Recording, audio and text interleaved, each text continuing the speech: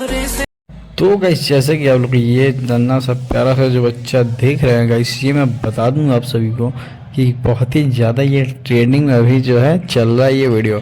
क्योंकि चल रहा है इसलिए पवन सिंह और उनकी माँ जो है इस बच्चे को बार बार वीडियो कॉलिंग पे देख रहे हैं और इन्हें दिखाया जा रहा है और पवन सिंह काफ़ी ज़्यादा खुश नज़र आ रहे हैं इसमें। तो गाइस मैं बता दूं अभी तक हमारे चैनल को सब्सक्राइब नहीं किया तो प्लीज़ चैनल को सब्सक्राइब कर ले और वीडियो को है लास्ट तक ज़रूर देखें, क्योंकि भाई इसमें आपको सच्चाई मालूम चलेगी क्या ये पवन सिंह के जो है आप लोग जिस वजह से वीडियो क्लिक किए हैं क्या वही है या क्या ये पवन सिंह का ही बच्चा है या नहीं है।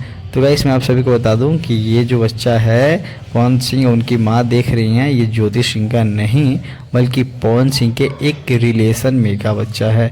और जब हुआ तो वीडियो कॉलिंग पे दिखाया गया पवन सिंह को। पवन सिंह काफ़ी ज़्यादा खुश हुए देख करके और उसी जो उनकी माँ भी उसी वक्त थी तो इसलिए वो भी देखी।